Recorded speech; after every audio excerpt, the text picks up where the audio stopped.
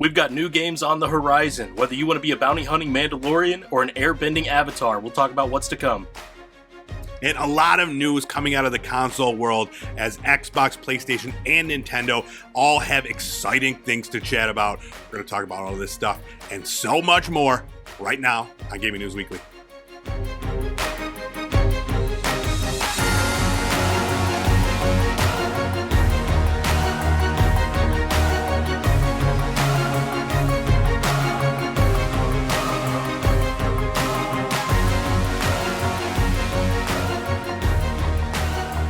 What's up, everybody? It's time for another action-packed episode of Gaming News Weekly, the best weekly video game news show out there. Every single Monday, we're bringing you all the biggest things happening in the video game industry. You can check us out on Fruit Lab, YouTube, and podcast services everywhere. My name is E-Rock the Red. I am joined this week and every week by Full Clip. What's going on, dude? How are you? What's up? I'm doing all right. I'm like 90% there. Had a little fight with COVID over this past week, but I'm glad to be doing something productive because it really just takes it out of you, drains you. Didn't get a lot of gaming in until like today. Oh, really? Yeah. I'm a little under the weather myself, so yeah, I hear you, man. I was excited to get in here and chat because I've just been really being meh. Yeah. I have been doing gaming though. That's one thing that has remained going on. You get anything while you were laid up at all? Not much during that time, but before and after I ended it with a little bit of Hell Let Loose. You remember that one coming out a few weeks ago? Oh, yeah. You got into that? Yeah. Sure. I always thought, whenever I see it, I'm like, I bet Full Clip would dig this. Oh yeah. Am I right? Right. And it's right up my alley because I've always been a fan of both Call of Duty and Battlefield. I do like the larger settings of Battlefield maps, but it's absolute chaos when we got into 2042. Sure. And, it was more of a running simulator where you run, get sniped from God knows where, and then it's all over again. This one is, if you were to take Battlefield, I guess, but you have more like the rules of hardcore and Call of Duty, unless you specifically go and make it this way, you don't have much of a heads-up display at all. You have zero indication of whether or not you hit the enemy that you're firing at, because they're usually very far away from you. You'll see some blood splatter if you're lucky, or you might hear the slight ping of the helmet if you got a headshot on them. But that's your only indication. You're not out there going for kills. This game is much more about control of the area. So you've got your objective. It's more like conquest mode from Battlefield games, but you have to be in tune with your squad and your team about where you're spawning in, where the enemy is spawning in, and capturing these points in order to win. You're enjoying it? It's a good time? Yeah, so far. I've gotten better with time. Okay, I was going to say, how much is the learning curve from when you first get in there? Are you dying like crazy at the beginning, and then you kind of pick it up? Yeah, the first night I played it with my buddy, I just died over and over again. I could barely get a shot on anybody. But since then, I've kind of figured out the pacing, and it's really a good idea to just kind of follow your teammates, follow your squad mates there, and watch, because this is much more about sort of stealth a lot of the time, and these long-range fights, and you have to watch where those shots are coming from so you can try to get some clue of where the other person even is. Cool. Yeah, it always intrigued me. I watched some gameplay and stuff like that, but it is it's intense. It's definitely much more, realism based than your Call of Duty or whatever. Yeah. Very cool. Let's see what. Dude, I've been playing. I got into a real Metroidvania week. I've just been playing. I got review copies of two games: a game called Ultros and a game called The Mobius Machine. And they're both side-scrolling Metroidvanias, and I've gotten lost in both of them.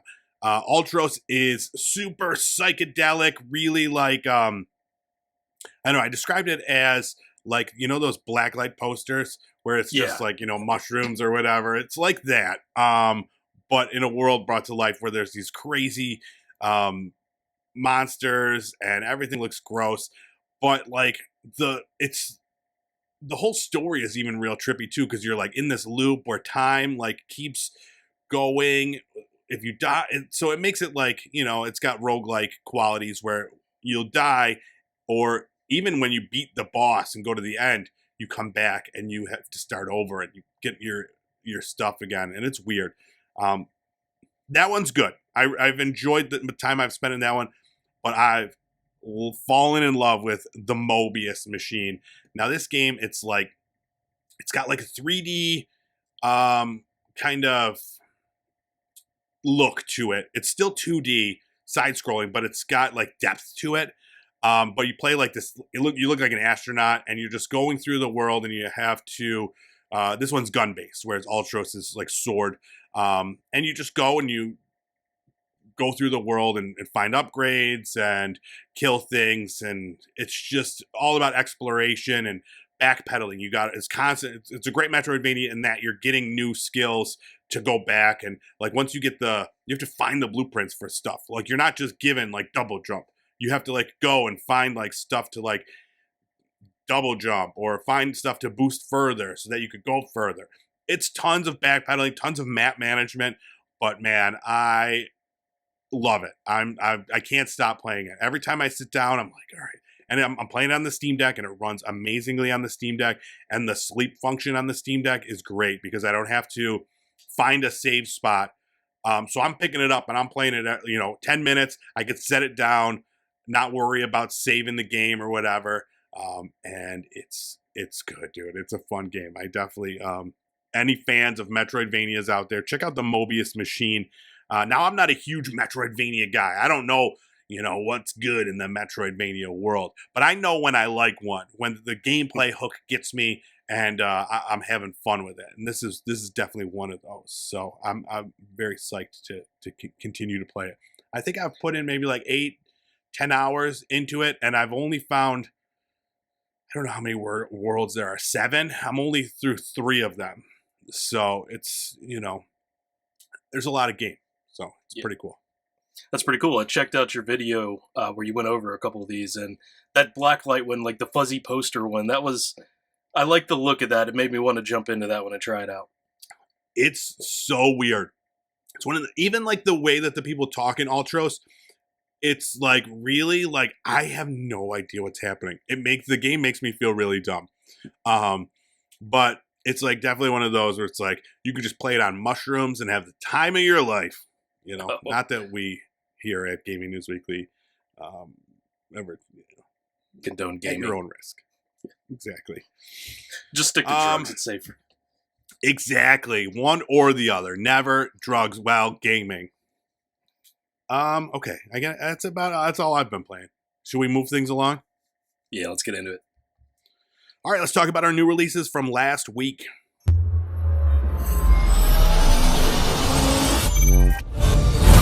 First up, we had Banishers, Ghosts of New Eden. Came out on February 13th on PC, PS5, and Xbox X and S.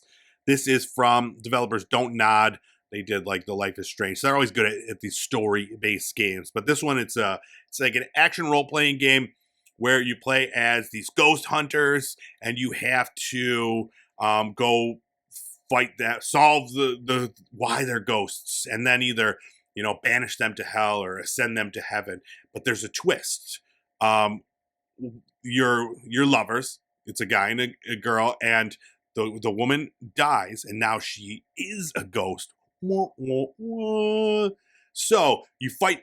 The fighting is like sometimes you're playing as the living guy where you have a gun and and you're out there just fighting them with regular everyday items, and then other times you can play as the ghost and you're playing with magic and doing all these spells and stuff like that. So, and in it, the decisions that you make in the game matter. So you can choose to absolve this guy for his crimes, or you could choose to banish him to hell. And those decisions allow you to either, ascend your lover into heaven or bring her back to life. So I've had my eye on this. We've talked about it before. It looks great. I'm excited to check it out at some point when my gaming ban gets lifted. It's at a 78 on Metacritic, so it's reviewing very well. Yeah, I'm definitely I'm in there for this one. Yeah, I was wondering because I hadn't heard a lot about this since it came out, but there are so Right. many games out right now hogging the attention. hmm Maybe that's the problem. That is the problem. I mean, all you hear about now is Helldivers. Like that's Yeah. all like anybody's playing. It's Helldivers too. Um, Another one that came out, Mario versus Donkey Kong, came out on February 16th on the Nintendo Switch. This is a remake of the Game Boy Advance game, and it's like a puzzle platformer where you have to, get through I think there's over 130 levels where you have to safely guide these little mini Marios, to their home. And then I think every world or whatever, there's Donkey Kong, and you got to battle him. And yeah, it looks cool. This one has optional 2-player mode, so you can play it. You could have a friend come along as Luigi and get in there and help do things with you. And then there's different modes, so like there's like hardcore mode and chill mode and stuff like that. But definitely looks like a fun puzzle platform. I never played the first one. Did you? No, I didn't.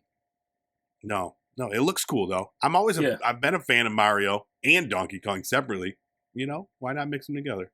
Oh yeah. Well, I was sleeping and doing my COVID dreams yesterday, and my wife came and woke me up and was like, "I played this demo, Mario versus Donkey Kong. Can we get this game? It's 2-player." So maybe soon I'll have a little bit of a review on it.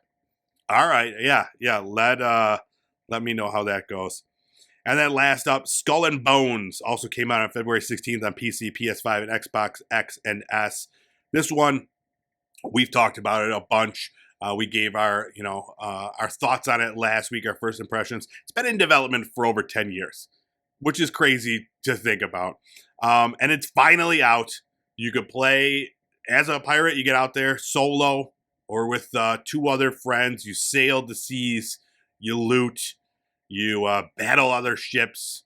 You plunder. What are other things? Booty. You always gotta get that booty. Arg. Did you get to put any more time into it? I didn't. I thought about it. And then I was just like, I just kept being like annoyed with the little things that annoyed me the first time. And I'm like, I'm just going to go play. I started playing Final Fantasy VII, the remake. So I'm trying to get that done before Rebirth comes out, which is not going to happen. But I didn't. Did you go back and play some more? No, I didn't get the chance. Yeah, and I'm not sad about it. Like, I keep thinking about, like, this little, every time I did anything, the little black screen that would show up, and it would just annoy me. And then, like, I don't know. It's not, I think, like, you and I were a little split. You enjoyed what you did in there up to a certain point, and I just didn't like it at all. And that seems to be the consensus. There's a lot of people that are enjoying it, saying it's a fun game for what it is, but it is at a 64 on Metacritic, so most people are not as high on it, but I've definitely seen a lot of reviewers enjoy it for what it is. Just thought that, and the same thing that we said, that it could have really used more time, but this game was not getting any more time. It had become like such a joke. And I feel like if it had been delayed any longer, people would have completely just written it off, Yeah. Is it safe to say it wasn't a quadruple A game? Not yet. And I feel like at some point, if they keep putting stuff out, now it depends on how they do the microtransactions. If they can continue to add to this game, similar to how like No Man's Sky, when that came out, it was missing a ton of features and it was janky, And now they've just kept adding free updates, free DLC, everything. And now people love that game. That the score of that game has changed drastically.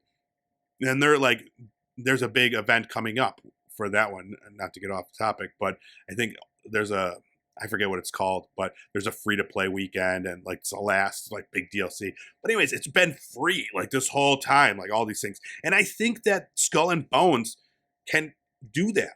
But knowing Ubisoft and the way that they handle stuff, they're going to piecemeal all that stuff out in packages that you have to pay for, and no one's going to play this game. So it's unfortunate. But hey, there's always Sea of Thieves. All right, that's it for our new releases.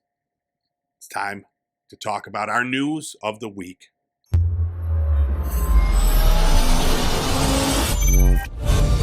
All right, the landscape of the console world is changing. Both Xbox and PlayStation announced their plans for the future recently. Xbox had a podcast they put out, and they had Phil Spencer, Matt Booty, and Sarah Bond all on there talking about basically the rumors that, have been going around. We talked about the rumors last week about Xbox losing their exclusivity and putting out, all their games everywhere.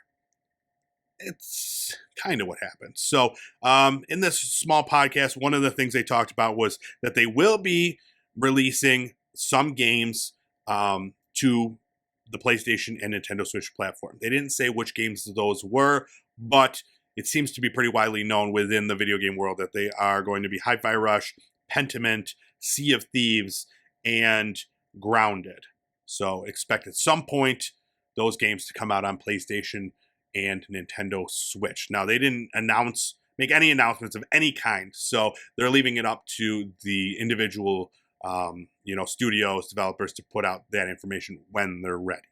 But they did make some other announcements. Basically, one quote from the thing says, to ensure long-term success for both Xbox and the industry as a whole, we must continue to evolve. Today, we announced that we will expand the communities we reach. We are currently in the process of bringing 4 Xbox games to other platforms. These are titles which have been available to Xbox players for at least a year, including hidden gems that deserve to be experienced more widely, and live service games whose communities will benefit from welcoming even more players. We will share more details on these titles soon. So basically, that's what they said regarding that. No Indiana Jones, no Starfield, like a lot of people were hoping or expecting. What'd you think about this first announcement? Underwhelming? Whelmed? Completely underwhelming compared to what people were saying a week ago. Xbox is dying. The world's crashing down. They're never going to make another console again. This isn't that. This seems like something that's always happened. Just some games eventually come to another console. Big deal. Yeah.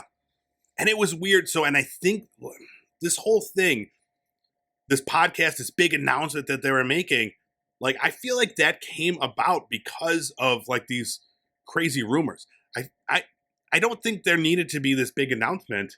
Like, this could have been a tweet or like a little article that came out that said, hey, don't worry, it's just these 4 games. Yeah. But they did say other things during this event. They also said that Diablo 4 will be coming to Game Pass on March 28th, and it's only the beginning for the Activision Blizzard games to come to the service. So expect more coming down the line for those. And then one of the big announcements, they said that they are working on a next-gen console. So, don't worry, it's not the end of the Xbox console. And it will be the largest technical leap you have ever seen in a hardware generation.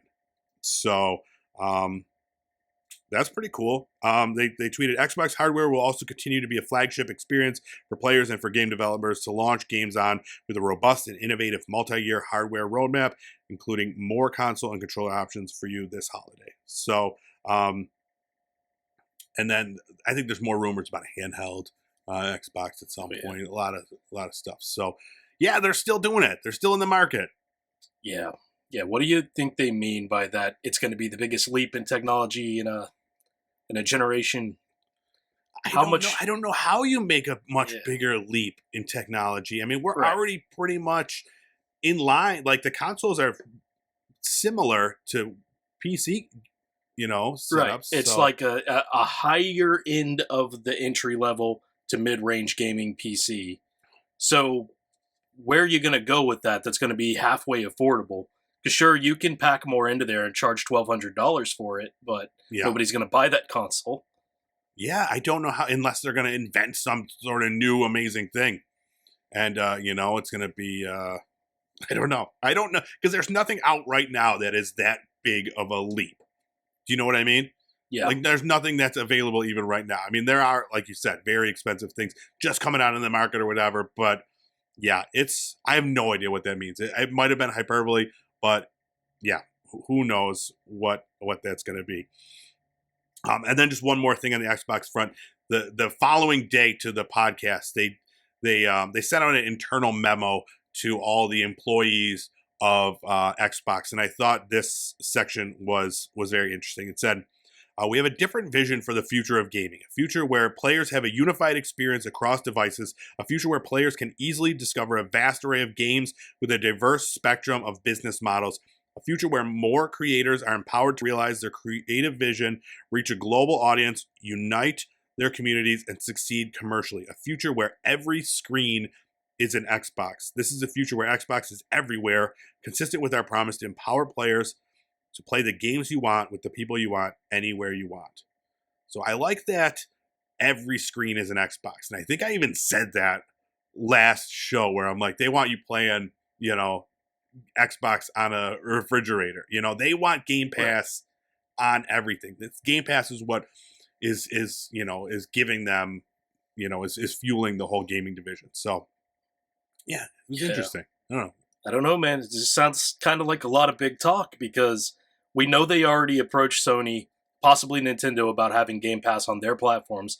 Sony said, no way, of course. And I assume Nintendo said the same unless, something comes out in the next few months to let us know that Xbox Cloud will be over there on the Switch or something. Yeah. I don't know. I mean, saying that you want every screen to be an Xbox and actually making it happen, two very different things. And sure. I don't know. When they talk about, like, we want you to have the same experience across all of these different things, every screen in Xbox, why do we need Xbox for that? Because, like, as a Steam Deck user, you can make any screen you want into a gaming PC. And if you had another gaming PC that you used as your main, and then you had that as a handheld and your portable gaming PC, Steam has, like, cloud saves. So you could just use the same profile on both of those, pick up your game where you left off, potentially, depending on the title. So, like, where does Xbox come into this? And I'm thinking that's kind of what their plan is. They've been, kind of at the forefront of cloud gaming for a while. And if they can really perfect something like that, why not have, have Game Pass included on all new televisions? Have it on like a Fire Stick type thing. You plug it in and bam, you're cloud gaming. It's possible to literally make, every screen an Xbox, but just with this simple plug-in or an app or something, But this all depends on the future of cloud gaming. And can they really get it to work where it feels like true gaming? That's, who knows? So it gives me the vision of going to the dollar store and you've got those, like, little joysticks with the AV cables off of them, and, like, that's the whole console. That's what the future of Xbox is sounding like. Yeah, just go to a Five Below and you're all set. Yeah, so a lot of things going on over there. We'll see what any of them mean as time goes on.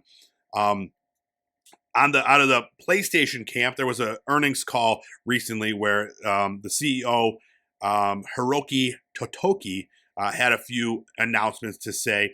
One thing he did announce was that they have no plans to release any new major existing franchise titles this next fiscal year, which is not a huge surprise. We haven't heard about anything in the works, and that fiscal year would be ending March 31st, 2025.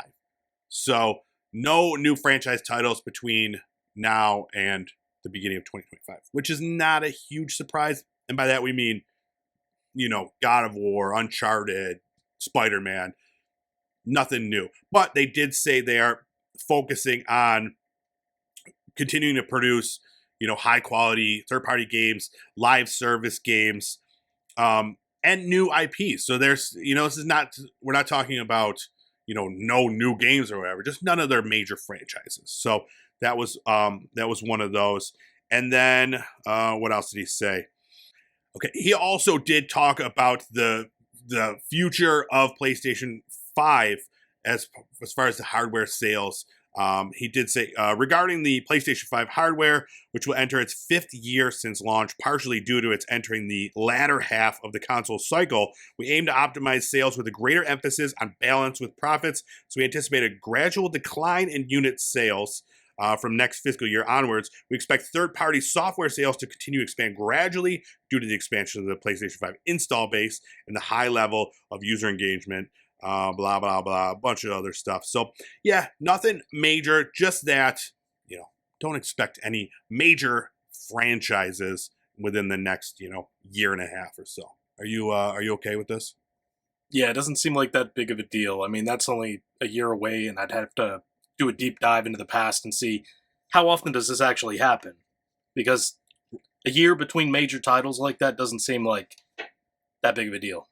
Yeah, not that big of a deal. I think, and I think just being that this was an earnings call, it was like, okay, listen, don't expect too much from us for the next couple of years. We got to chill. No major franchises coming out. But that does lead us to this week's top 5 of the week. Top 5. It's a top 5. Top 5. All right, this week we took a look at the best franchises that come out of the PlayStation world. So this was a tough one for me. You and I, our lists were very different. We're very different. So you played a lot more of like the first party titles than me on PlayStation. Yeah, so it was weird. I'll get to it. Okay, kicking things off. Number 5, Infamous and Little Big Planet. Both of those tied for number 5. Now, Little Big Planet was your number 1. Infamous was my number 1, but neither of ours made it to the other's list. So, which is why they ranked number 5 on this one. So, but yeah, Infamous, I would literally kill a person to get another Infamous. I'm going to cut that part out of there.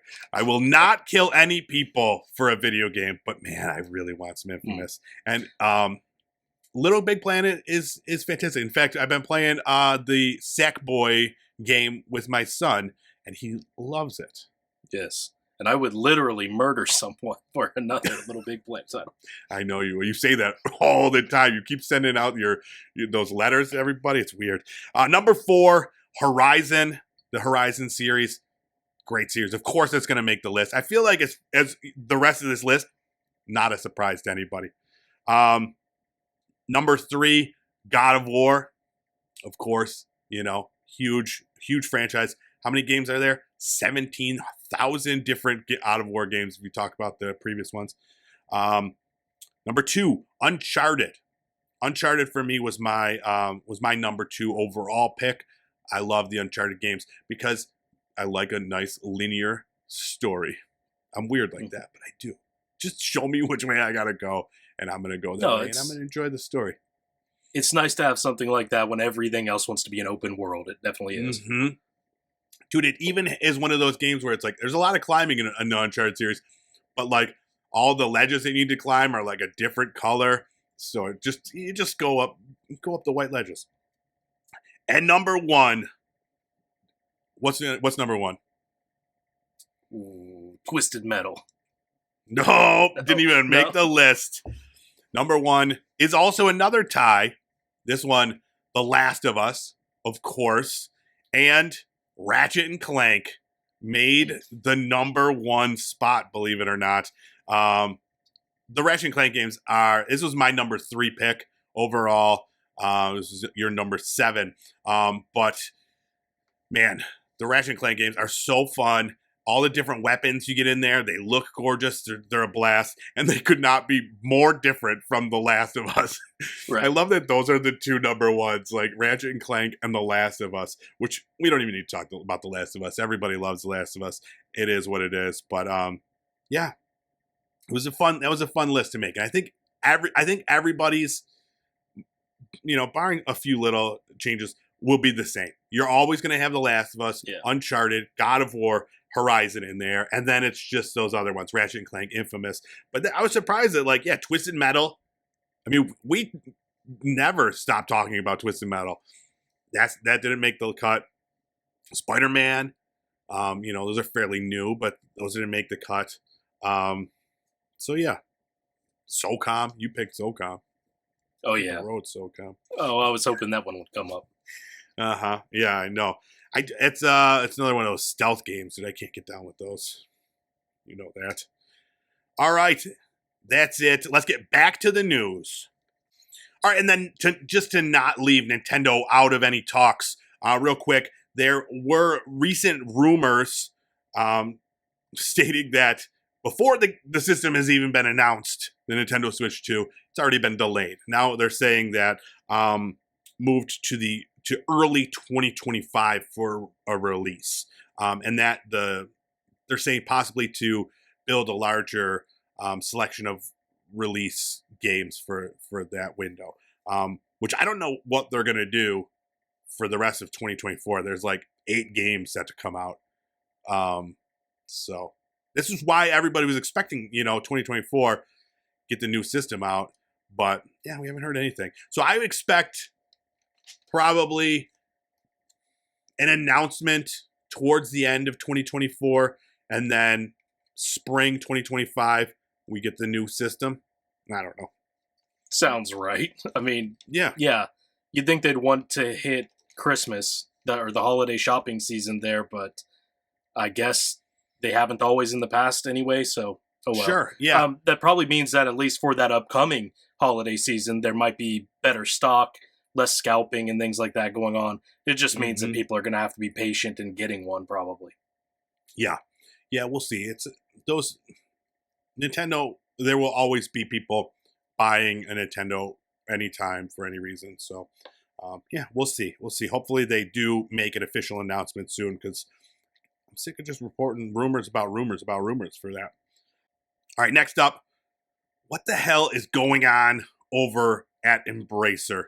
They're doing a lot of restructuring, which I think that we called this like 2 years ago before. Because remember when this was, I think, early on in our tenure here, saying like, is when they were like literally every week we're like, and Embracer bought this, and they bought this, and we're like, this is not going to end well. So what happened since then?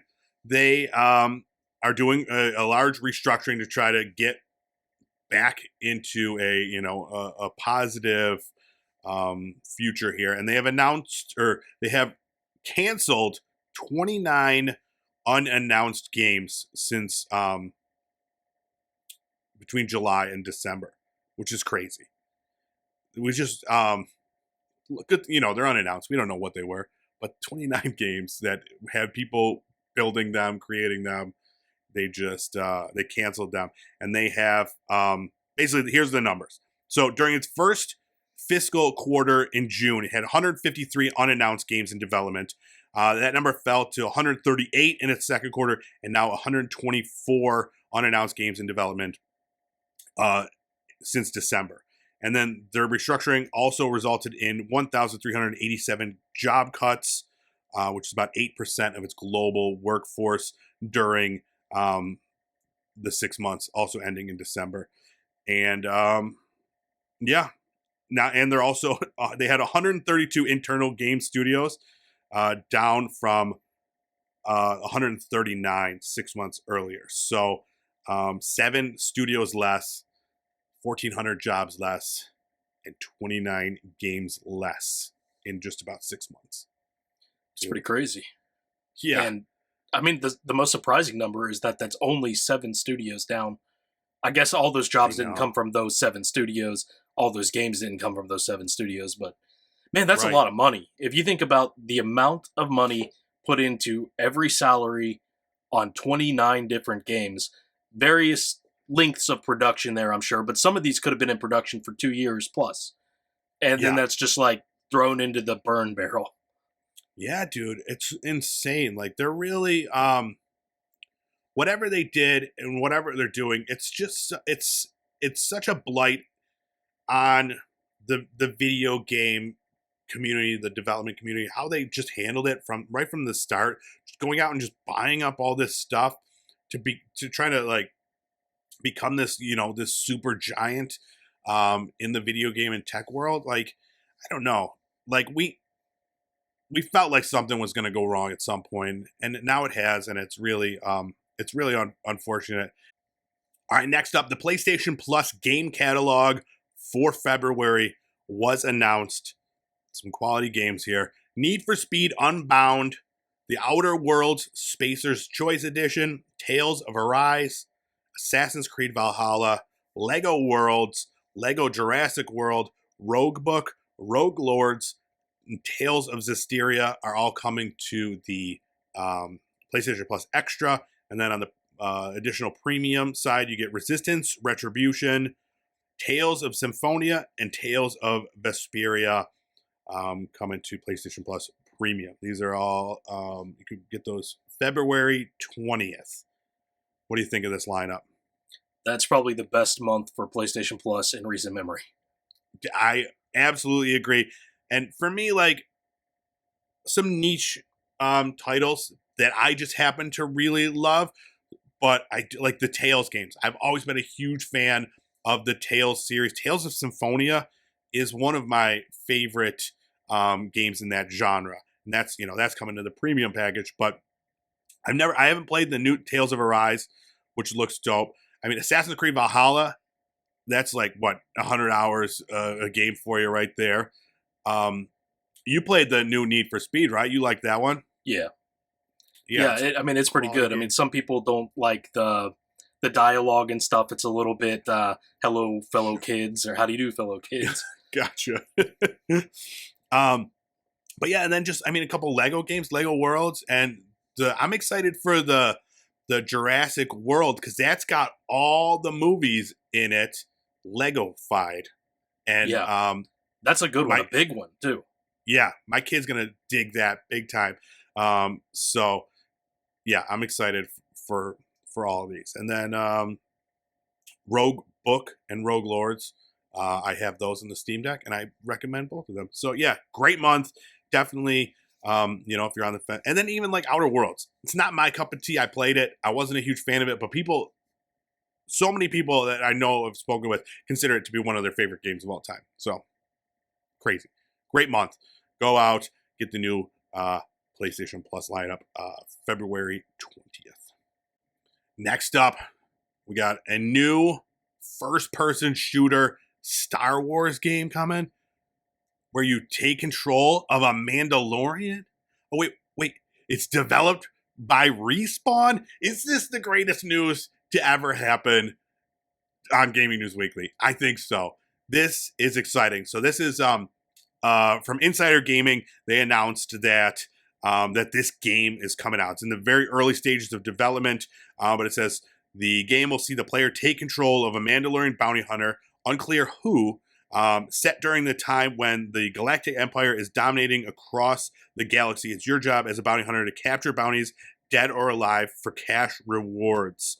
And it says the game will be focused on mobility and style as guiding principles. You got that, the jetpack or whatever.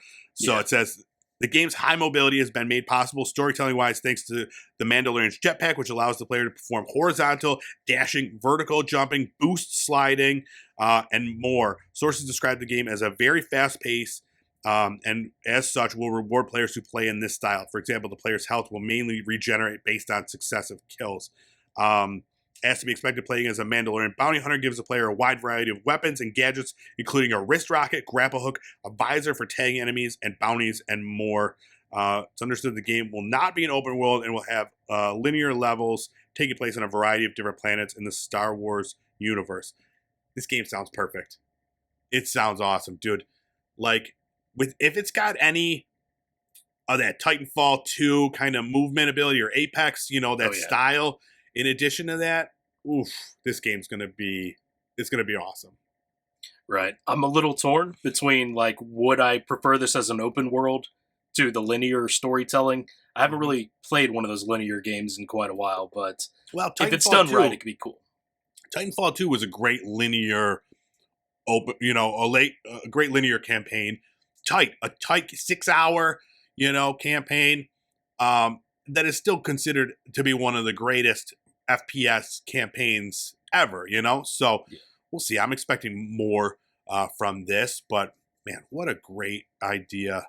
Star Wars fans, first-person shooter fans. You think that little Grogu is going to be in this? Could be, because, I don't know the Star Wars timeline so well, but I think the Grogu is supposed to be able to live like 900 years or something. Oh, you think that Pedro Pascal is going to be in this? That would be He's in everything, so yeah. That's true. That's true. He's not going to be playing the Mandalorian. He's just going to be in it. He'll be the voice of like a mop bucket droid. Exactly.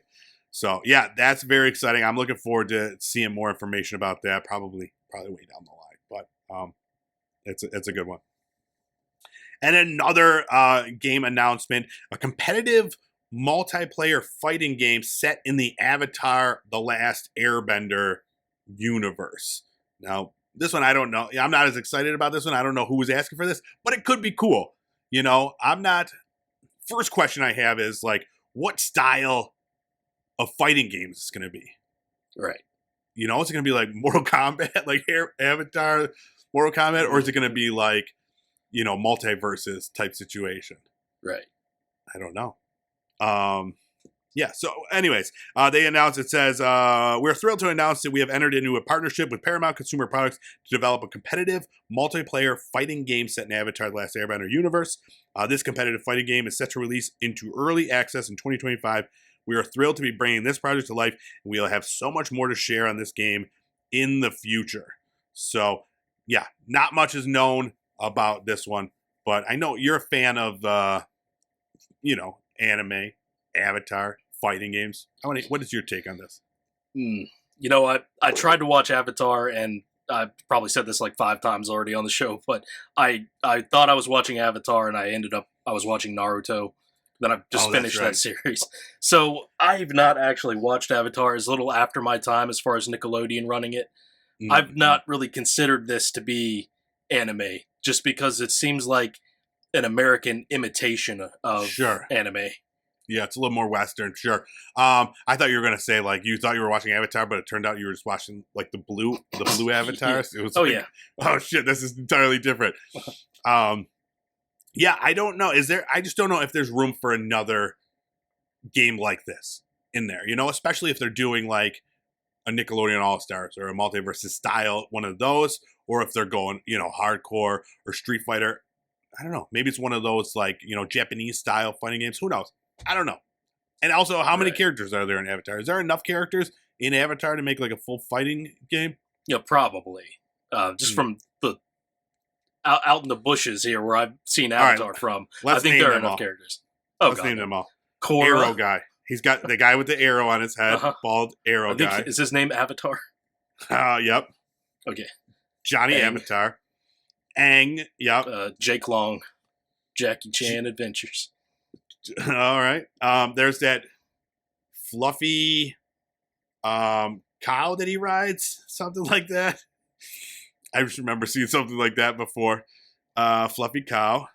And the Na'vi, the blue people, right? Yes. They include those. I think we got it. Ellen Ripley or something like that. If you guys know anything more about Avatar, please let us know. We don't know enough, but we do like fighting games and new games, so it might be enough. And cool powers. There's gonna be air powers, probably air bending, fire bending, other bendings. All right, I'm just stretching now because I think that's the last thing that we have to talk about. Right. Well, let me ask you one serious question on it. Ooh, yeah, I love one real serious question. Because we had we almost did our top 5 based on cartoons that we want to see made into fighting games.